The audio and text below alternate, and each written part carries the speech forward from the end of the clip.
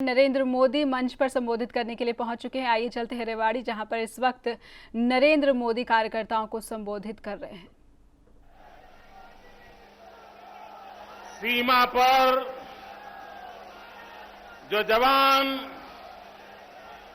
हमारी सुरक्षा में तैनात है, उन तक ये आवाज पहुंचनी चाहिए।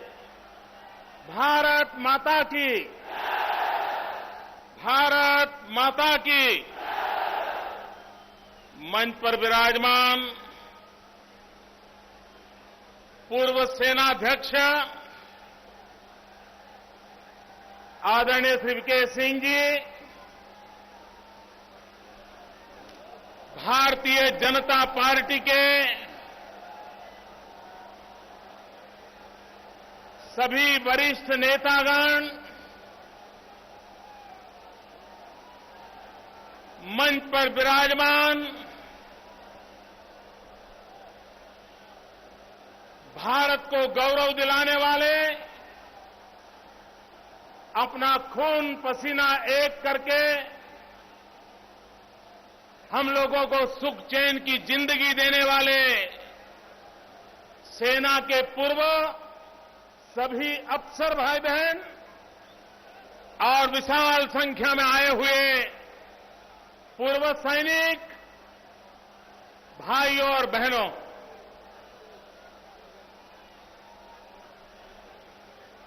मेरे जीवन में इतनी बड़ी मात्रा में सेना के पूर्व अधिकारी और सेना के पूर्व सैनिक, इनके बीच आने का, बैठने का मुझे सौभाग्य मिला है। ये मैं मेरे जीवन का एक बहुमूल्य अवसर मानता हूं। और जब मैं आज जिस धरती ने हर युद्ध में शहादत का शतक किया, चाहे वो रिजांगला की लड़ाई हो, चाहे वो त्रिशूर की लड़ाई हो, चाहे वो करगिल की लड़ाई हो, ये सभी ने शहादत का शतक, शहादत का शतक, भाइयों बहनों, हर युद्ध में शहादत का शतक, ये कोई कल्पना नहीं कर सकता है। ऐसी ये बांकुरों की भूमि है, ये वीरों की भूमि है। 1857 के स्वतंत्रता संग्राम में राव तुलाराम, एक गौरवपूर्ण नाम, अंग्रेज सल्तनत की नाको दम लाने वाला नाम, ये यही इसी भूमि का नाम। ऐसी वीर भूमि में जब आया हूं, तब इतनी बड़ी मात्रा में सेना के जवानों के बीच आया हूं, तब भारत मां के एक छोटे से सिपाही के नाते, इस मां के संतान के नाते, मैं सबसे पहले इन वीरों को नमन करता हूं, उनको मैं प्रणाम करता हूं।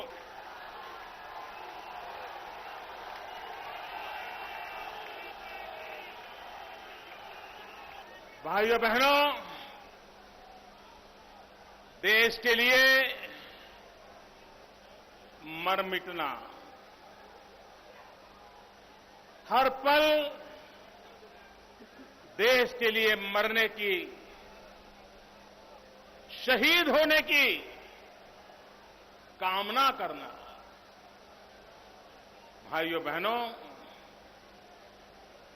ये जीवन ऋषियों से, मुनियों से भी जरा भी कम नहीं होता है। और इसलिए मैं उनको नमन करता हूं, मैं उनका गौरव करता हूं। और न सिर्फ यहां है उनका नमन करता हूं, हिंदुस्तान के किसी भी कोने में जो पूर्व सैनिक होंगे, हिंदुस्तान के किसी भी कोने में तैनात हमारे जवान होंगे, मैं उनको भी आदरपूर्वक नमन करता हूं, मैं उनका गौरव करता हूं। भाइयों बहनों, आज जब मैं आपके बीच आया हूं, तब सुबह सुबह एक अच्छी खबर सुनने को मिली।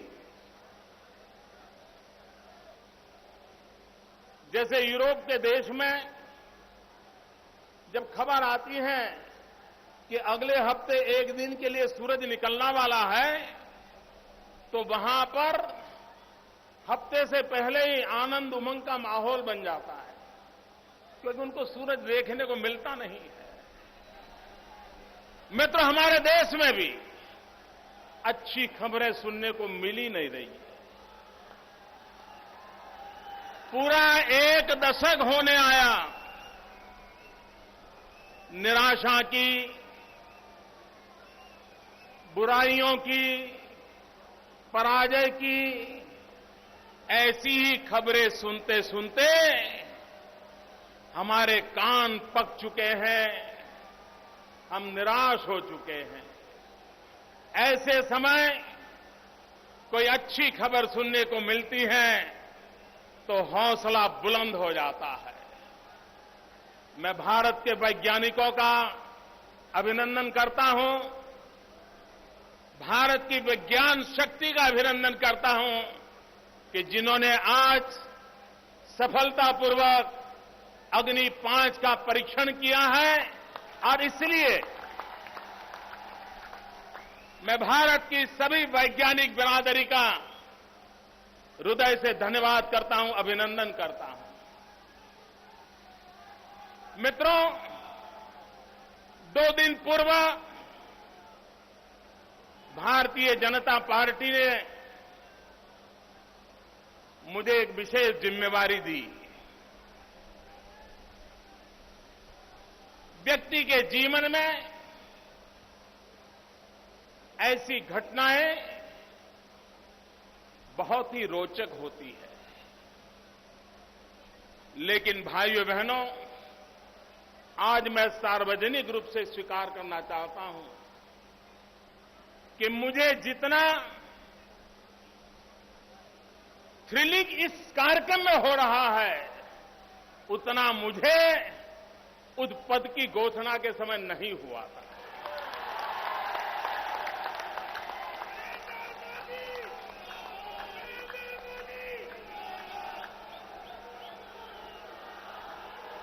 और ये मेरे बचपन से जो भाव पड़े हैं, उस भावों का परिणाम है। मित्रों, आज मैं कुछ अपनी बात भी बचाने का मेरा मन करता है। मैं 4th कक्षा का छात्र था, गरीब परिवार से था, 2 रुपये एक साथ कभी देखे नहीं थे, लेकिन लाइब्रेरी में अखबार के अंदर एक इश्तिहार पढ़ा था। 4th कक्षा में था मैं, और उसमें लिखा था कि गुजरात के जामनगर के पास बालाछड़ी में एक सैनिक स्कूल है। उस सैनिक स्कूल में अगर कोई जाना चाहते हैं तो यहां पत्र व्यवहार करें। प्लीज मित्रों, please, I know your trouble, but it's very difficult. Police के मित्रों को मदद कीजिए, जरा ये कैमरामैन को थोड़ी मदद कीजिए। थैंक यू दोस्तों, आपके कोऑपरेशन के लिए मैं आपका आभारी हूं। मित्रों, मैं 4th कक्षा में 2 रुपये जमा किए, और 2 रुपये जमा करके मैंने जिंदगी में पहली बार पोस्ट ऑफिस देखी। पोस्ट ऑफिस के पोस्ट मास्टर की मदद ली, उनको मदद लेकर के मैंने मनी ऑर्डर किया जामनगर सैनिक स्कूल को। उनसे मैंने प्रोस्पेक्टस मंगवाया। उस समय वो 2 रुपये में मिलता था। मन में ऐसा लगता था उस उम्र में कि देश की सेवा करना मतलब सेना में जाना। ये मेरे मन में घुस गया था, किसी के सुना नहीं था, ऐसे ही विचार आते थे। प्रोस्पेक्टस आ गया, मैंने एक दूसरे टीचर की मदद की, भर करके भेज दिया। अब उसके एग्जाम के लिए मुझे जाना था, टिकट के पैसे चाहिए। पिताजी से मैंने कहा कि मुझे ऐसे स्कूल में जाना है, उसका एंट्रेंस एग्जाम है, मुझे टिकट के लिए कुछ खर्चा चाहिए। पिताजी ने कहा, बेटा ये अपने बस का बात नहीं है, हम ये सब नहीं कर सकते, पढ़ लेना। मेरा वो सपना टूट गया, मैं नहीं जा पाया। मन में वो कसक बनी रही कि मैं सेना में जाने के इरादे से सैनिक स्कूल में जाना चाहता था, नहीं जा पाया। और ये जामनगर की बालाछड़ी की वो सैनिक स्कूल है जहां आपके मुख्यमंत्री हुड्डा जी भी वहीं पढ़े हुए हैं। ये हुड्डा जी ने गुजरात का नमक बहुत खाया है। बाद में मित्रों 1962 की लड़ाई हुई। 1962 की लड़ाई देश को झकझोर करने वाली थी। आजाद हिंदुस्तान के हर व्यक्ति के लिए। तब तो मैं 6वीं 7वीं कक्षा में पढ़ता था। मेरे गांव से महसाना स्टेशन दूरी पर था, लेकिन पता चला कि युद्ध भूमि में जाने वाले सैनिक इस रेलवे से जा रहे हैं, यहां से गुजर रहे हैं। तो कुछ सामाजिक संस्थाएं रेलवे स्टेशन पर सेना के जवानों की विदाई के लिए, उनकी हौसला अफजाई के लिए वहां पर मिठाई, चाय, नाश्ता, ढोल नगारे बजा रहे थे। ये हमने अखबार में पढ़ा तो हम भी पिताजी को कहे बिना महसाना चले गए। और उस युद्ध के दिनों में छोटी उम्र में मैं सेना के जवानों को उनको चाय देना, नाश्ता देना, उनके पैर छूना, कई दिनों तक वो क्रम चला था। मेरा बचपन से ये लगाव रहा था, लेकिन खुद को इसका लाभ नहीं मिला। इत्तेफाक से 95 के बाद मुझे हरियाणा, हिमाचल, चंडीगढ़, पंजाब, जम्मू कश्मीर, इस सारे क्षेत्र में भाजपा का काम करने का सौभाग्य मिला। और यहां पर मुझे कैंटोनमेंट्स में जाने का अवसर मिला, सेना में अफसरों के साथ वार्तालाप का अवसर मिला, पूर्व सैनिकों के घर जाने का अवसर मिला, और एक प्रकार से सैनिक परिवारों में मेरा एक बृहद परिवार बनता गया और एक नई अनुभूति मैं कर रहा था। और इस मन की अवस्था के कारण जब मैं आज आपके बीच आया हूं तब मैं गौरव अनुभव करता हूं। मेरे मन में जो सपने पड़े हैं, मेरे मन में सेना के प्रति जो भाव पड़ा है, जो गौरव पड़ा है, वो जब भी मुझे अवसर मिलता है उसका उजागर होने का बहुत स्वाभाविक है। मित्रों, शायद ईश्वर का भी कोई संकेत है, वरना ये रैली तो बहुत पहले तय हुई थी। 15 तारीख को मेरा रेवाड़ी आना पहले से पक्का था। मुझे कहां पता था कि 13 तारीख को ही इतनी बड़ी घोषणा हो जाएगी। और उसके बाद पहला कार्यक्रम जो मेरे दिल को छूने वाला कार्यक्रम है, वो पूर्व सैनिकों के बीच आने का कार्यक्रम हुआ। ये भी कोई ईश्वरीय संकेत है। भाइयों बहनों, हरियाणा में मुझे चौधरी देवीलाल जी के साथ निकट से काम करने का अवसर मिला। हरियाणा में मुझे चौधरी बंसीलाल जी के साथ निकट काम करने का अवसर मिला। मुझे भी हरियाणा में अटल जी के साथ भी अनेक रैलियों में आने का अवसर मिला। मैंने आखिरी एक रैली यही रेवाड़ी में अटल जी के साथ की थी। लेकिन भाइयों बहनों, आज का दृश्य कुछ अलग ही है।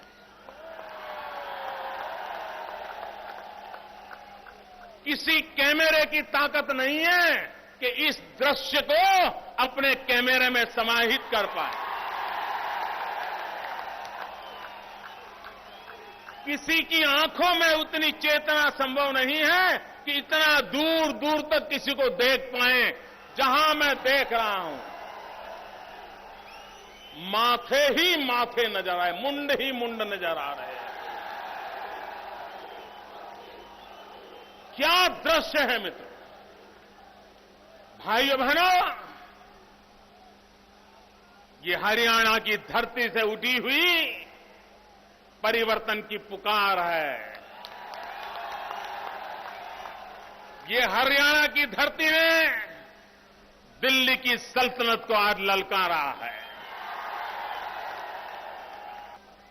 जब सेना के बीच खड़े हो, युद्ध की भूमि में खड़े हो, उस समय नेतृत्व और दिशा देने वाले व्यक्ति का सामर्थ्य होता है कि उसमें विजय का विश्वास चाहिए, उसमें सामर्थ्य चाहिए, उसमें रणनीतिक कौशल्य चाहिए और खुद फ्रंट पे खड़े रह करके लीड करने का जज्बा चाहिए, तब जाकर के युद्ध जीते जाते हैं। मित्रों, हमारे देश की सेना, उसका एक ही रूप लोगों के सामने आता है। वो यूनिफॉर्म में सज्ज होते हैं, वो सीमा पर तैनात होते हैं, और दुश्मन के दांत खट्टे करने की ताकत रखते हैं। उनको एक ही रूप में हमने देखा होता है। लेकिन ये हमारे देश की सेना का हमें गर्व है कि दुश्मनों के लिए जितनी कठोरता से वो पेश आ सकते हैं, उतनी रुजुता और मृदुता के साथ देश को संकट के समय नागरिकों की सेवा के लिए काम आते हैं। यह अद्भुत ट्रेनिंग है मित्रों। मैंने 2001 में गुजरात के भूकंप के समय सेना के जवानों ने जो काम किया है, उसको कभी भूल नहीं सकता। गुजरात मौत की चादर ओढ़ करके सोया था, तब देश की सेना के जवान आए। अनेक जीवित व्यक्ति मलबे के नीचे दबे हुए थे।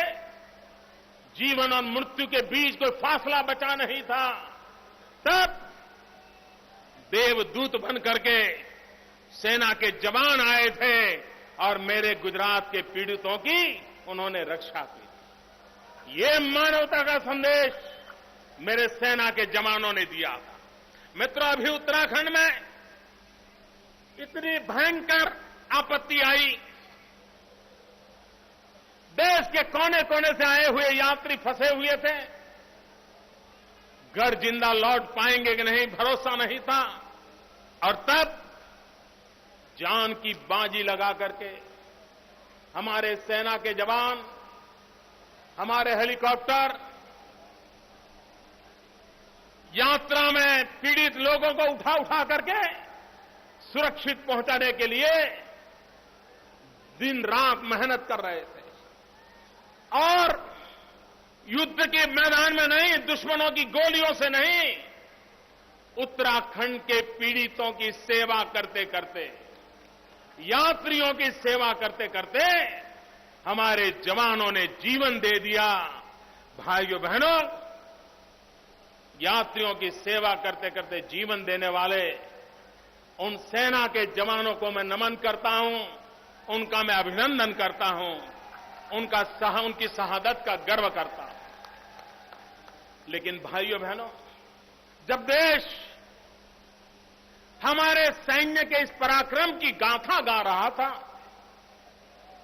देश का हर व्यक्ति जो गंगा से, केदार से जुड़ा हुआ है, वो सेना के इस त्याग और तपस्या की गाथा गा रहा था। एक तरफ तो ये पवित्र तपस्या की गाथाएं सुनाई जा रही थी, उसी समय दूसरी तरफ पाकिस्तान के सैनिक आकर के हमारे देश की सेवा कर रहे जवानों को सीमा पर मौत के घाट उतार दें, उनको मार दिया जाए। और दुर्भाग्य देखिए, भारत के रक्षा मंत्री संसद में खड़े होकर के ये कहें कि पाकिस्तानी सेना के कपड़े पहन करके कोई आए थे। कितनी बड़ी पीड़ा होती होगी, उन शहीद परिवारों को कितनी पीड़ा होती होगी, देश की रक्षा के लिए तैनात लाखों जवानों को कितनी पीड़ा होती होगी, 125 करोड़ देशवासियों को कितनी पीड़ा होती होगी। लेकिन भाइयों बहनों, दिल्ली में बैठी हुई सरकार, इसको इसकी परवाह नहीं, उसको इसकी चिंता नहीं, उसके लिए तो ऐसी घटनाएं घटती रहती हैं। इतना ही नहीं मित्रों, निर्लज्जता की सीमा तो तब आ जाती है जो जनता के चुने हुए प्रतिनिधि मंत्री परिषद में बैठे हुए व्यक्ति ये बयान दे दें कि सेना में तो लोग बनने के लिए ही तो जाते हैं। इससे बुरा कोई व्यवहार नहीं हो सकता है। इससे बड़ा सेना के जवानों का अपमान इस देश में किसी राजनीतिक दल ने नहीं किया होगा, किसी राजनेता ने नहीं किया होगा। जो अपमान, अगर आप आंसू नहीं बहा पाते हो तो मत बहाओ। आपके हृदय में पत्थर बसे हो तो बसने दो, लेकिन मेरे देश के लिए जीने मरने वाले सैनिकों का अपमान मत करो। आज देश की नीतियों का क्या हाल हो गया है मित्रों, भाइयों बहनों, आए दिन हम संकटों से घिरते चले जा रहे हैं। पाकिस्तान अपनी हरकतों को छोड़ नहीं रहा है।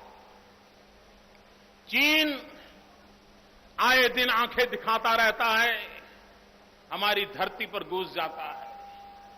इतना ही नहीं, ब्रह्मपुत्रा की नदी का पानी रोकने पर उतारू है, अरुणाचल प्रदेश को हड़प करने पर उतारू है। मेरे भाइयों बहनों, क्या ये सब सेना की कमजोरी के कारण हो रहा है? ये पड़ोसी देश हमें परेशान कर रहे हैं, ये सेना की कमजोरी के कारण, सेना की कमजोरी के कारण। मित्रों, समस्या सीमा पर नहीं है, समस्या दिल्ली में है।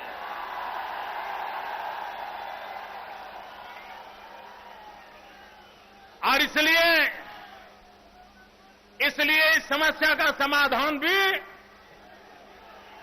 हमें दिल्ली से खोजना पड़ेगा। हिंदुस्तान ने जितने जवान आजादी के बाद युद्ध में गंवाए हैं, उससे ज्यादा जवान आतंकवादियों की गोलियों से गंवाए हैं, माओवादियों की गोलियों से गंवाए हैं, विघटनकारी शक्तियों से गंवाए हैं। क्योंकि अब युद्ध ने अपना रूप बदल दिया है, युद्ध ने अपने रंग बदल दिए हैं, युद्ध ने अपने तौर तरीके बदल दिए हैं। और इसके कारण प्रथम और द्वितीय विश्व युद्ध में जितने देश, जितनी जनसंख्या युद्ध के कारण परेशान थी, उससे ज्यादा देश, ज्यादा जनसंख्या प्रॉक्सी वॉर से परेशान है, छद्म युद्ध से परेशान है। और उस युद्ध का नाम है आतंकवाद, उस युद्ध का नाम है माओवाद। और इसलिए समय की मांग है कि पूरे विश्व में आतंकवाद के खिलाफ, माओवाद के खिलाफ, हिंसा के खिलाफ एक जनमत तैयार होना चाहिए। अगर भारत के पास सामर्थ्यवान नेतृत्व अगर होता है, तो विश्व के अंदर आतंकवाद के खिलाफ, माओवाद के खिलाफ, हिंसा के खिलाफ जनमत इकट्ठा करना मुश्किल काम नहीं है। भाइयों बहनों, पाकिस्तान में लोकतांत्रिक तरीके से चुनी हुई एक सरकार आई है। ये सरकार आने के बाद एक आशा थी कि वो भारत विरोधवाद की राजनीति छोड़ करके एक मित्र देश के रूप में अपने आप को उभारने की कोशिश करेंगे। लेकिन सीमा पर जिस प्रकार से हमारे जवानों को मार दिया गया, इससे लगता है कि पाकिस्तान के इरादे नेक नहीं है। पाकिस्तान के हुक्मरानों से मैं साफ साफ शब्दों में कहना चाहता हूं, बांग्लादेश हो, हिंदुस्तान हो या पाकिस्तान हो,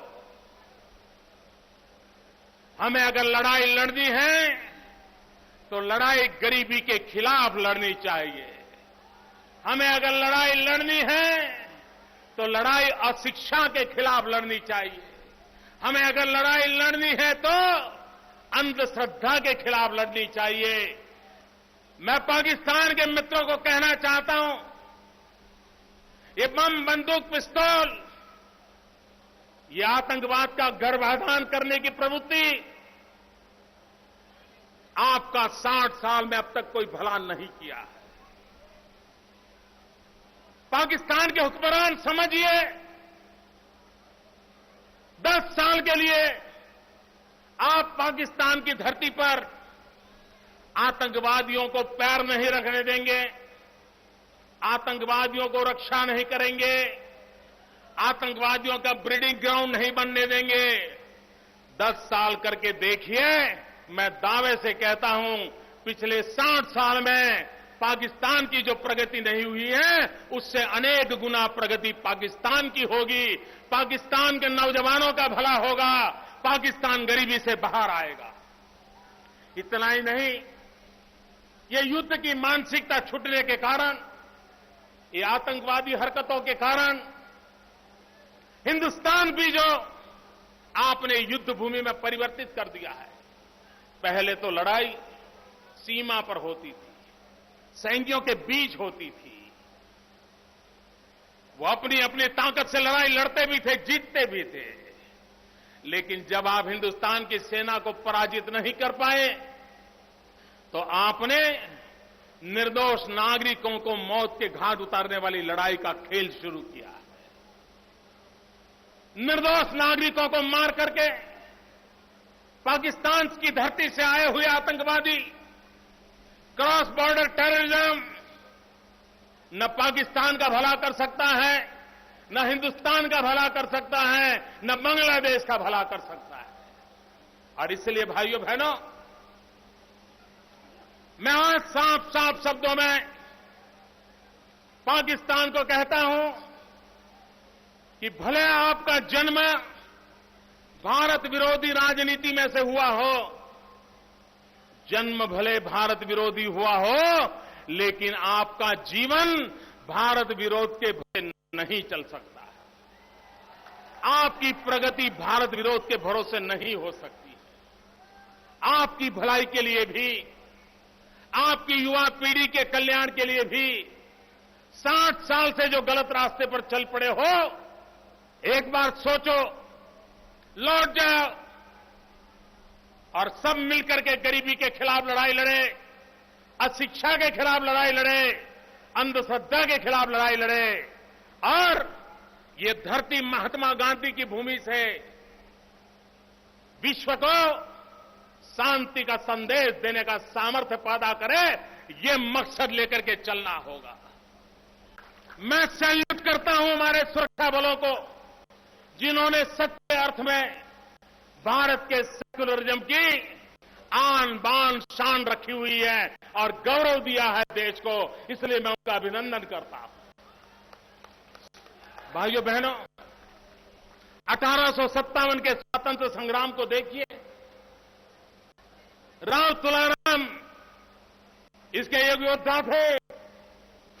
1857 का स्वतंत्र संग्राम में भी सेना में हिंदू मुसलमान थे, लेकिन 1857 के स्वतंत्र संग्राम भी सेक्युलरिज्म की एक मिसाल है कि कंधे से कंधा मिला करके किसी पंथ संप्रदाय का क्यों न हो, दोनों मिलकर के लड़े थे। ये मिसाल आज भी कायम है, आज भी वो परंपरा हमारी सेना निभा रही है। भाइयों बहनों, हमारे पूर्व सैनिकों को बीमारी में दर दर भटकना पड़े, हाथ पैर गंवाने वाले युद्ध की भूमि में शरीर के अंग न्यौछावर करने वाले हमारे आधुनिक दधीची, ये हमारे सैनिक, किसी ने अपना हाथ दे दिया, किसी ने पैर दे दिया, किसी ने दोनों पैर दिए, किसी ने दोनों भुजाएं दे दी, मां भारत को अर्पण कर दी। उनको जब निवृत्ति के बाद अस्पताल में, डॉक्टर के यहां, रेलवे में, बस में लोगों से याचना करनी पड़े, मित्रों, इससे बुरा कुछ नहीं हो सकता। ये हमारे लिए चिंता और जिम्मेवारी का विषय है। हमें इन स्थितियों को बदलना होगा। हमारे पूर्व सैनिक गौरव से जिए, आत्मसम्मान से जिए, उनकी वाजिब मांगनियों का स्वीकार हो, उसमें कौन रोकता है। कई वर्षों से वन रैंक वन पेंशन आए दिन सुनने को मिलता है। क्या तकलीफ हुई है।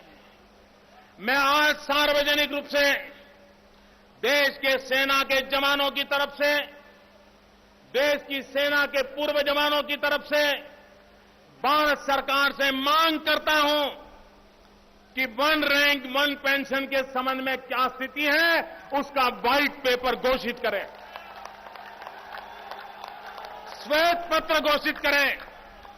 और भाइयों बहनों, मैं कहता हूं, अगर 2004 में वाजपेयी जी की सरकार बन गई होती तो आज वन रैंक वन पेंशन वाली समस्या उलझती नहीं। मित्रों, मिल बैठ करके रास्ता निकालते। अटल जी का उदार मन रास्ता खोज लेता और हमारे पूर्व सैनिकों को, सेना में बैठे हमारे जवानों को एक सम्मान और गौरव के साथ जीने का अवसर देता। मैं और एक विषय पर भी आपका ध्यान आकर्षित करना चाहता हूं। सेना का बजट लाखों करोड़ों रुपयों का होता है। ज्यादातर रुपए विदेशों से शस्त्रास्त्र इंपोर्ट करने में जाते हैं।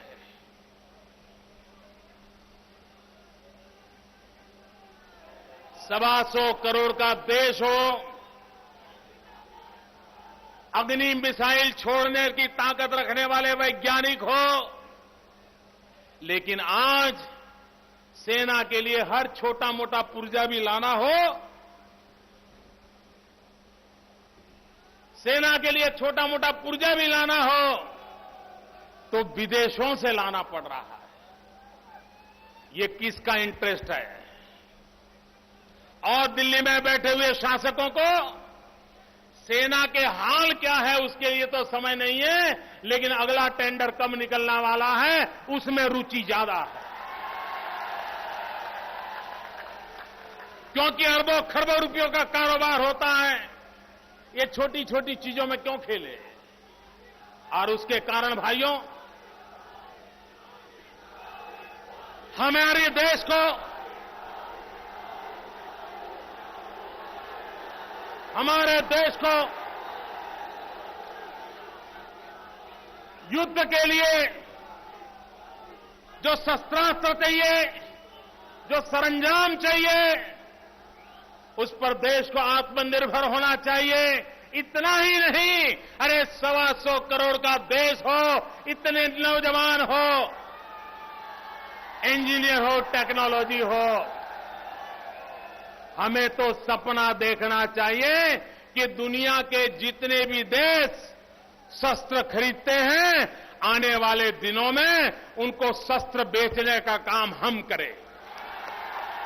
भाइयों बहनों, इस देश को एक करने का काम सरदार वल्लभ भाई ने किया था। सैकड़ों राजा रजवाड़ों को एक करके भारत का ये वर्तमान रूप हमें सरदार पटेल ने दिया था।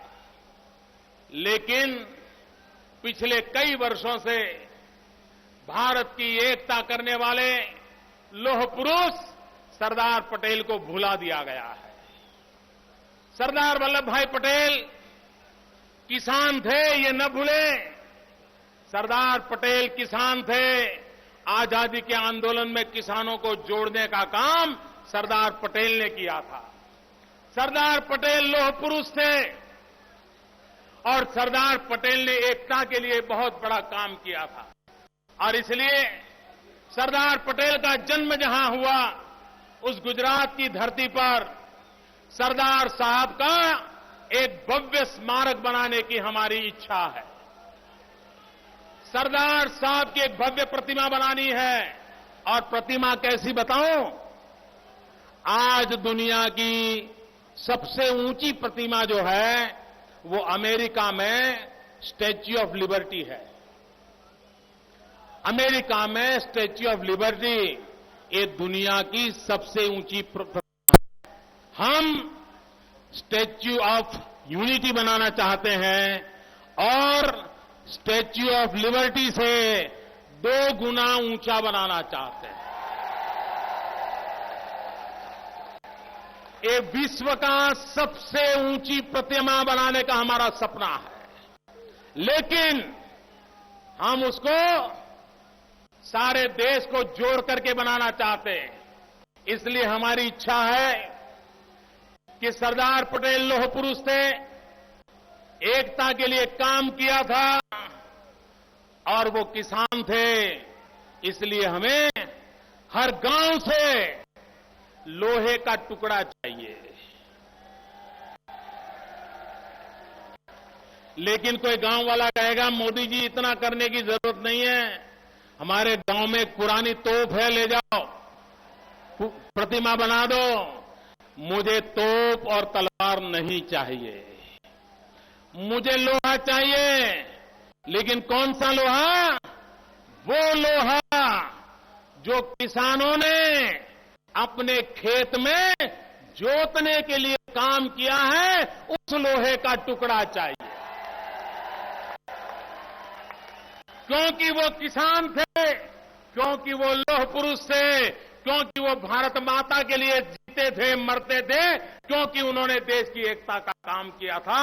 इसलिए हिंदुस्तान के, और हर घर से नहीं, पूरे गांव की तरफ से एक औजार 200 ग्राम 300 ग्राम से ज्यादा नहीं, और उसको पिघला करके ये जो भव्य स्मारक बनेगा उसमें आपके गांव का भी हिस्सा होगा। ऐसा एक एकता का स्मारक 31 अक्टूबर के बाद, क्योंकि ये प्रोजेक्ट 4-5 साल चलने वाला है, 31 अक्टूबर सरदार जयंती के बाद आपकी तरफ कोई न कोई आएगा, ये संदेश सुनाएगा और आपसे, आपके गांव समस्त की तरफ से किसान के काम आए हुए एक छोटे से औजार को हम ले जाएंगे और एकता के स्मारक में, विश्व के सबसे ऊंचे स्मारक में आपका भी योगदान होगा। मैं भाइयों बहनों, पूर्व सेनाध्यक्ष जी का बहुत आभारी हूं कि इस कार्यक्रम में वो आए, पूर्व सैनिकों का जज्बा बढ़ाने का काम किया। इतनी बड़ी मात्रा में सेना के सारे पूर्व अफसर आए और इतनी बड़ी तादाद में आप सब भाई बहन आए। मैं फिर से एक बार आपको नमन करता हूं, आपको प्रणाम करता हूं और मैं आपका बहुत बहुत आभारी हूं। दोनों मुट्ठी बंद करके बोलिए, भारत माता की। ऐसे नहीं, भारत माता की। दोनों मुट्ठी ऊपर, पूरी ताकत होनी चाहिए। भारत माता की, भारत माता की। वंदे वंदे वंदे वंदे वंदे वंदे वंदे वंदे वंदे वंदे। खबरों की दुनिया में आइए, हमारे साथ कहीं भी और कभी भी जुड़िए। हम मिलेंगे फेसबुक पर, हम दिखेंगे यूट्यूब पर, हमें फॉलो कीजिए ट्विटर पर। खबरों के साथ बने रहिए रात दिन।